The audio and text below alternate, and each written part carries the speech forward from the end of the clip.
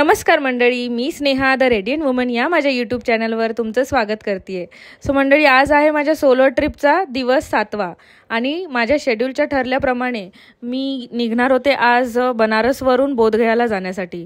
So माझं booking already झालं होतं वंदे भारतचं आणि हा माझा पहिला प्रवास होता वंदे भारतचा. आणि जसं मी म्हणाले होते आधी पण की मी ह्या टूरला ठरवलं होतं की मोस्ट ऑफ द टाईम मी पब्लिक ट्रान्सपोर्टच यूज करीन.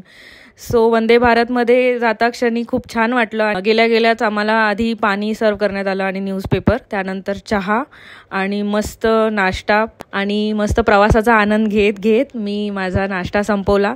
आणि 2 तासाचंच अंतर असल्यामुळे प्रवास असा केल्यासारखा वाटलाही नाही आणि सकाळची वेळ होती माझी. सो ते वंदे भारतचा प्रवास संपल्यानंतर साधारण 20 ते 25 मिनटाच्या अंतरावर माझं हॉटेल होतं. सो हॉटेलवर गेल्यानंतर मी थोडा रेस्ट घेतला आणि फ्रेश झाल्यानंतर मला बऱ्याच लोकांनी रेकमेंड केलं होतं विष्णुपथला नक्की जा. सो ठरल्याप्रमाणे मी विष्णुपथला पोहोचले. पण तिथे गेल्यावर मला कळलं की मला तिथेही मोबाईल सिक्युरिटीकडे जमा करायचा आहे. त्यामुळे बाहेरून जेवढं मला फुटेज घेता येईल तेवढं मी घेण्याचा प्रयत्न केला.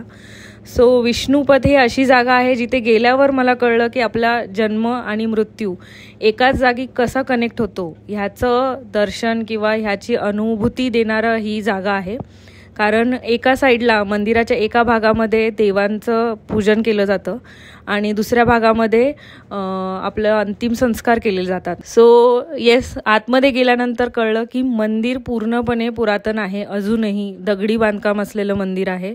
एकही मार्बल किंवा कुठला वेगळा दगड ह्या मंदिराच्या बांधकामात वापरलेला नाही आहे.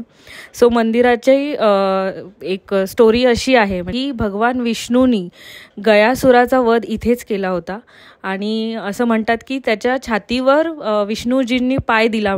त्यामुळे जिथे त्यांनी पाय दिला ती जवळजवळ ती जागा 40 फूट आहे आणि तिथेच त्यांनी मंदिर उभारणी केली. अहिल्याबाई होळकर यांनी त्याचा जीर्णोद्धार सोहळा केला होता. अजून एक वैशिष्ट्य म्हणजे गाभाऱ्यात गेल्यानंतर मला हे कळलं की मध्येच जिथे विष्णूजींनी गयासुराच्या छातीवर पाय दिला होता तिथे चांदीचं कवर करून घेतलं होतं.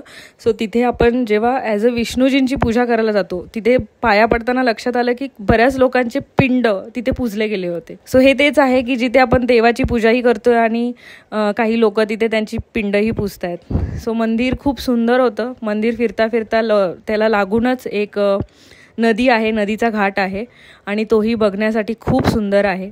आणि नदीला लागूनच समोर विष्णूजींचं मंदिर आहे ज्याच्यामध्ये विष्णूजींची उभ्या आकृतीतली अखंड मूर्ती आहे. म्हणजे मी आत्तापर्यंत हे कुठेच ऐकलं नव्हतं विष्णूजींचं मंदिर, पण मला ते इथे बघायला मिळालं. पण प्रॉब्लेम हाच होता की मी काहीच फुटेज कवर नाही करू शकले याबद्दलची. सो विष्णुपथ बघून झाल्यानंतर मी निघाले होते जवळच असलेल्या सीताकुंड येथे. सो जे मंदिराच्या पाठच्या साईडला आहे पण जाण्याचा मार्ग मात्र वेगळा आहे. सीताकुंडच्या पाठी पण अशी स्टोरी आहे की ते रामायणाशी निगडीत आहे. म्हणजे माता सीतांनी त्यांच्या सासऱ्यांचं म्हणजे राजा दशरथ यांचं अंतिम संस्कार ह्याच कुंडात केले होते. म्हणून त्या नदीचं महत्त्व आहे. ह्या नदीचं नाव फल्गू नदी आहे आणि या नदीवर खूप मोठा असा अखंड ब्रिज बांधला गेला आहे जिथे लोकांची ये जा सुरू होते एका गावामधून दुसऱ्या गावात जाण्यासाठी. सो खूप छान असं निसर्गरम्य वातावरण इथे होतं. बोधगयाची माझा पहिला दिवस आणि पहिली संध्याकाळ खूप छान. मला सूर्यास्त पण बघायला मिळाला आणि जवळच मला भूक लागली असल्यामुळे एक भेळपुरीवाला होता. सो मी ट्राय केलं तिकडची भेळपुरी आणि हो ऑफकोर्स पाणीपुरीसुद्धा. सो छान होतं. सो असा माझा दिवस तो गेला बोधगयामध्ये. सो बघूया माझा पुढचा दिवस कसा आहे. तोपर्यंत माझ्या चॅनलला लाईक, शेअर, सबस्क्राईब नक्की करा. बाय.